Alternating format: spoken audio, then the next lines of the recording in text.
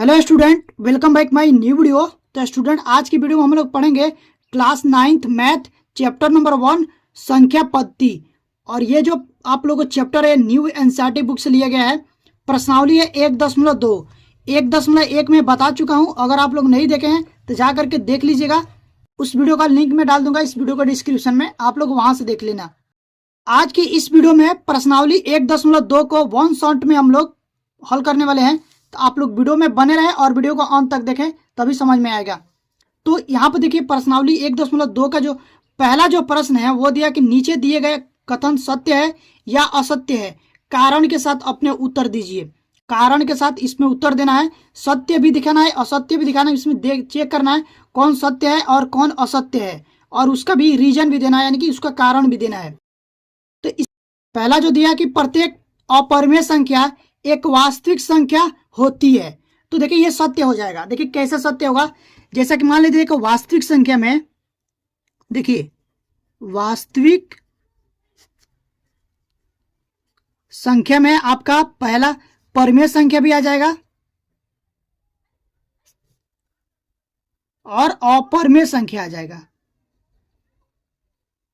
अपरिमेय संख्या भी आ जाएगा। तो ये क्या हो जाएगा, ये सत्य हो जाएगा। आंसर में जब हम लोग लिखेंगे तो यहां से लिख दीजिएगा सत्य, ठीक है। और इसमें कारण भी देना है, तो कारण में आप लोग को लिख लेना है ऐसे करके। कारण में हम लिखेंगे, कारण में ऐसा भी लिख सकते हैं कि वास्तविक संख्या के अंदर अपरिमेय संख्या भी आता है, तो लिख दीजिएगा वास्तविक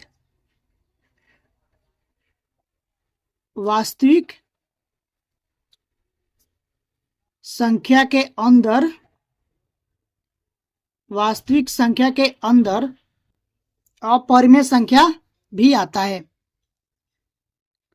अपरिमेय संख्या आता है, ठीक है। तो इसका ये आंसर हो जाएगा। उसके बाद जो दूसरा प्रश्न है वो दिया कि संख्या रेखा का प्रत्येक बिंदु √m के रूप का होता है जहां m एक प्राकृत संख्या है। देखो प्रश्न में ये बोला कि संख्या रेखा, बोला ना कि संख्या रेखा का प्रत्येक, पहले हम लोग संख्या रेखा बना देते हैं। तो यहां से पहले हम बनाते हैं संख्या रेखा। अब देखिए संख्या रेखा पर आप लोग यहां से देखो 0 से स्टार्ट होगा, 1 2 3, और इधर आप लोग आ जाएगा यहाँ पर 0, यहाँ -1 -2 और -3, ऐसा चलता जाएगा। तो इसमें बोला कि संख्या रेखा का प्रत्येक बिंदु √m के रूप का होता है जहां m एक प्राकृत संख्या है। अब देखिए ये तो हो जाएगा √1, ठीक है। ये भी हो जाएगा √2, √3, √4, ये तो हो जाएगा इसके रूप का। लेकिन ये क्या होगा, ये √-2, ये आप लोग का काल्पनिक संख्या हो जाएगा। √2 जो है वो काल्पनिक संख्या हो जाएगा। तो इसमें इसका उत्तर जो क्या होगा वो असत्य होगा। आंसर में लिखेंगे असत्य, क्योंकि ये देखो ये तो आप लोग हो जाएगा, बोला ना कि संख्या रेखा का प्रत्येक बिंदु √m के रूप का होता है जहां m एक प्राकृत संख्या है। तो इसमें हम लोग को कारण में क्या लिखेंगे, देखिए कारण में आप लोग को लिखना है, कारण भी रीजन भी पूछा है ना तो वो भी लिखना पड़ेगा। तो कारण में लिखेंगे, देखिए संख्या रेखा का प्रत्येक बिंदु, संख्या रेखा का प्रत्येक बिंदु वर्गमूल m के रूप का नहीं होता है। तो लिख दीजिएगा संख्या रेखा का प्रत्येक बिंदु अब वर्गमूल लिख दीजिए, फिर अंडर रूट लिख दीजिए। वर्गमूल ही लिखते हैं, वर्गमूल m के रूप का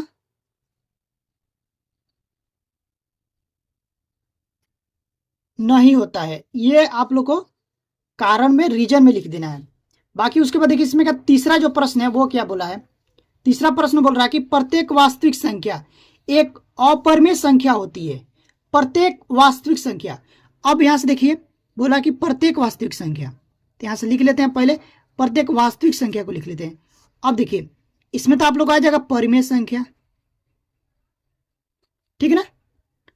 इसमें परिमेय भी संख्या आएगा और अपरिमेय संख्या भी आएगा, अपरिमेय संख्या। अब देखिए प्रश्न में क्या बोला है कि प्रत्येक वास्तविक संख्या एक अपरिमेय संख्या होती है? बिल्कुल नहीं होती है, प्रत्येक वास्तविक संख्या नहीं होगी, ठीक है ना। कोई कोई होगा अपरिमेय संख्या, जैसे कि मान लीजिए यहाँ पर अंडर रूट आप लोग का 4 आ गया, ये आप लोग आ जाएगा 2, ये परिमेय संख्या हो जाएगा। और ये भी आप लोग का परिमेय 1 2, मतलब ऐसे जो पी बटा क्यू के रूप में हो, ये आप लोग को परिमेय संख्या हो जाएगा। और ये under root 5, under root 2, under root 3, ये सारे क्या जाएंगे, ये अपरिमेय संख्या हो जाएंगे। ये तो ये भी आएगा वास्तविक संख्या में और ये भी आएगा वास्तविक संख्या में, ठीक है ना। तो कोई कोई हो सकता है, ठीक है ना, कोई कोई हो सकता है कि वास्तविक संख्या अपरिमेय संख्या, लेकिन पूरा नहीं होगा, ठीक है ना। तो ये कथन क्या हो जाएगा, गलत हो जाएगा। तो यहां पर लिखेंगे आंसर में असत्य, असत्य, ठीक है ना। उसके बाद देखिए कारण में क्या लिखना है, कारण में भी तो कुछ लिखना है। तो कारण में हम लोग क्या लिखेंगे, देखिए ऐसे लिख दीजिएगा कि वास्तविक संख्या में परिमेय संख्या भी आती है। क्या लिख देंगे, वास्तविक संख्या में परिमेय संख्या भी आती है। वास्तविक संख्या में परिमेय संख्या भी आती है, ठीक है ना। ऐसा आप लोग सब लिख लीजिएगा। मैं जल्दी जल्दी लिख रहा हूँ इसलिए थोड़ा ऐसा दिखता होगा, आपने कॉपी में लिखिएगा तो थोड़ा साफ साफ लिखिएगा, ठीक है ना। पहले आप लोग को ये सब नहीं लिखना है, पहले आंसर लिखना है और उसके बाद से कारण डाल करके ये लिख लेना है, इतना समझ रहे हैं ना। बाकी ये सब मैं आप लोगों को समझाने के लिए बताया हूँ। और देखिए उसके बाद इसमें का दूसरा जो प्रश्न है, प्रश्नावली 1.2 का जो दूसरा प्रश्न है, वो देखिए क्या दिया है, वो दिया क्या सभी धनात्मक पूर्णांकों के वर्गमूल अपरिमेय संख्या होते हैं? यदि नहीं तो एक ऐसी संख्या के वर्गमूल का उदाहरण दीजिए जो एक परिमेय संख्या है। देखिए अब हम लोग देखते हैं धनात्मक पूर्णांक। पहले तो समझ लीजिए आप लोग पूर्णांक क्या होता है। देखिए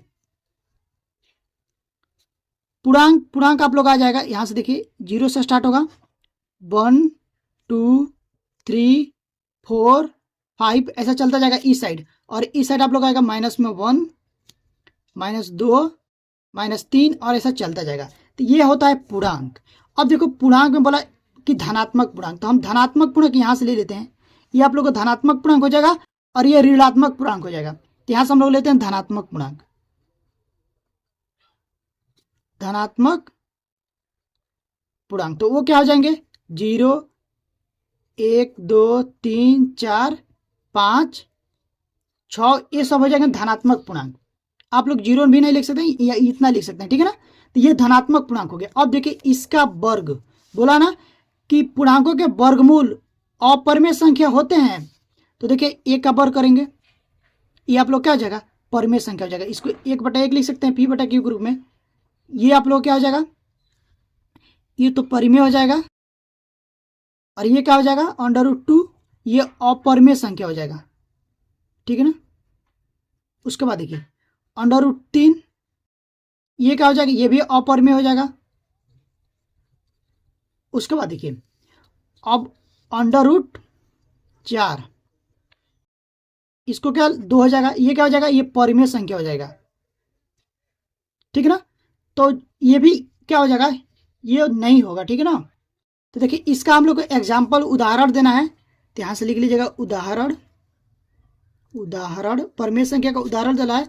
तो हम दे सकते हैं √1 बराबर 1, √4 ये हो जाएगा 2, ये सारे परिमेय संख्या हो जाएंगे। इसको भी 1/1 लिख सकते हैं, इसको भी 1/1 लिख सकते हैं। ये भी पी बटा क्यू के रूप में आ गया और ये भी पी बटा क्यू के रूप में आ गया। तो ये क्या हो जाएगा, ये भी परिमेय हो जाएगा और ये भी परिमेय हो जाएगा, ठीक है ना। तो आई होप कि आपको इतना समझ में आ गया होगा। अब देखिए इसका लास्ट प्रश्न है, प्रश्नावली 1.2 का ये लास्ट प्रश्न है, देख लिया है ना। अब तीसरा नंबर प्रश्न वो दिया कि दिखाइए कि संख्या रेखा पर √5 को किस प्रकार निरूपित किया जा सकता है। तो इसके लिए मैं आप लोगों को एक सेपरेट वीडियो बनाऊंगा और उसमें आप लोगों को इतना बेहतर तरीके से बताऊंगा चाप लेकर के, ताकि आप लोग को अच्छे से समझ में आए और इस कैसे संख्या रेखा पर दर्शाते हैं तो मैं आप लोगों को इस प्रश्न का अलग से एक वीडियो बना दूंगा, आप लोग वहां से देख लीजिएगा और अच्छे से समझ लीजिएगा, ठीक है ना। तो स्टूडेंट अगर आप लोगों को ये वाले प्रश्न समझ में आएंगे और वीडियो अच्छी लगी हो तो प्लीज वीडियो को लाइक करिएगा। चैनल पर पहली बार विजिट किए हैं यानी कि चैनल पर पहली बार आए हैं तो चैनल को सब्सक्राइब करके बेल आइकन को प्रेस कर दीजिएगा, ताकि जो भी वीडियो डालूं उसका नोटिफिकेशन आप लोग के पास तुरंत पहुंचे और आप लोग की पढ़ाई अच्छे से हो पाए। तो स्टूडेंट अभी के लिए बस इतना ही, मिलते हैं इस तरह की नेक्स्ट वीडियो में, तब तक के लिए थैंक यू फॉर वॉचिंग।